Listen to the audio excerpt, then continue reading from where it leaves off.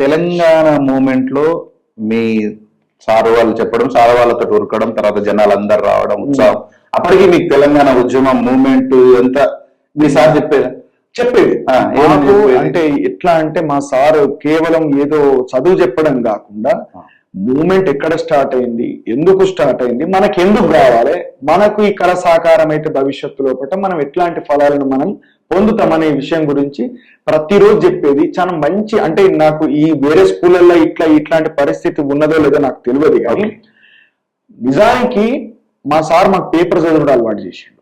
ఎట్లా అలవాటు చేసిండంటే, ఈ రోజు మనం కొన్ని ఛానల్స్ లలో మార్నింగ్ న్యూస్ పెట్టుకొని పేపర్ ఈ రోజు చదువుతున్నారు కదా, కానీ ఆ రోజు మా సార్ ఏం చేసిండే, అసెంబ్లీలో కూర్చునేటోళ్ళం మనం.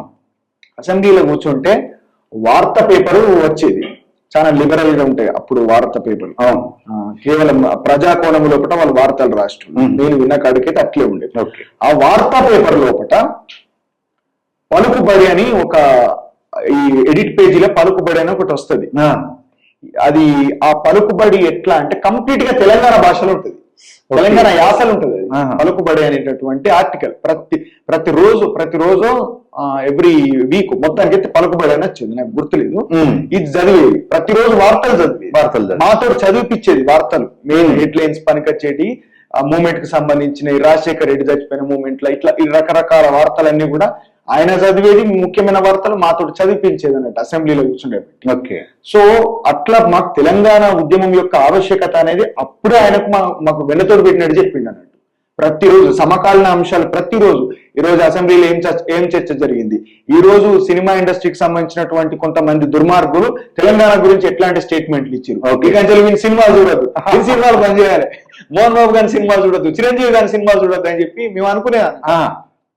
అట్లా తెలంగాణ ఉద్యమాన్ని వ్యతిరేకించిన ఒకటి మేము అనుగుణంగా మా చిన్నప్పటి నుంచి వ్యతిరేకించుకుంటా. ప్రతి న్యూస్ కూడా తెలంగాణ మూమెంట్ కి ఏ విధంగా మనకు సపోర్ట్ ఉంది, మనం విమర్శించి సో మమ్మల్ని అట్లా తయారు చేసి ఈ రోజు తెల్లారులు వేస్తే కొంతమంది అవారగాలు ఎట్లా అంటే పవన్ కళ్యాణ్ అని చెప్పి వాళ్ళు తెలంగాణకు వ్యతిరేకంగా మాట్లాడారు, తెలంగాణకు మొత్తం తెలంగాణ వాదులందరినీ కూడా గన్నులు పెట్టి కాల్ చేస్తామని చెప్పి వ్యాఖ్యలు చేసిరు. మా జనరేషన్ అయితే మేము ఇట్లాంటి అభిమానానికి లోన్ కాలే, చిల్లర సినిమా గాలకు లోన్ కాలే అని చెప్పని అనుకుంటాం. ఈ వ్యవస్థ చిల్లర వ్యవస్థకి మేము లోన్ కాలేదు మా జనరేషన్ అయితే. తర్వాత జనరేషన్ ఏందో మాకు తెలియదు, కానీ తెలంగాణను అనువనుగుణ వ్యతిరేకించుకుంటా. ఉద్యమకారుల గురించి బిడ్డలందరూ రోడ్ల మీదకి వచ్చి కాలిపోతా అంటే కనీసం కూడా బాధ అనిపించదు, కనికరం అనిపించదు. విభజన జరుగుతా అంటే కూడా ఇష్టం వచ్చినట్టు వ్యాఖ్యలు చేసిన వాళ్ళు ఆంధ్ర సినీ పెద్దలు ఈ తెలంగాణ భూములలో ఆస్తులు పెంచుకొని ఇక్కడ సినిమాలు తీసుకుంటా, ఇక్కడ ప్రజల సొమ్ముతోటి కోట్ల రూపాయల ఆస్తులు కూడబెట్టుకున్నటువంటి ఆ దోపిడీదారులు, ఆ ఉగ్రవాదులు ఈ రోజు మళ్ళీ తెలంగాణలో ఒకటి ఉన్నటువంటి యువతను కంప్లీట్ గా ఎటువంటి ఉద్యమాల వైపు వెళ్లకుండా వాళ్ళ బతుకు కోసం వాళ్ళు పోరాటం చేసుకోకుండా వాళ్ళని అవారగాలం చేస్తున్నారు. సో ఆ టైంలో ఆ 7th నుంచి 10వ తరగతి వరకు మీకు తెలంగాణ మూమెంట్ మీద ఉన్నటువంటి పెద్ద అవగాహన మీ సార్ మీకు నేర్పించారు. అలా సార్కి ధన్యవాదాలు. చాలా గొప్ప ఒక సామాజిక చైతన్యవంతమైనటువంటి విద్యార్థిని తయారు చేసే సార్ మీకు ప్రత్యేకమైనటువంటి మా తరపు నుంచి కూడా ఆ ధన్యవాదాలు.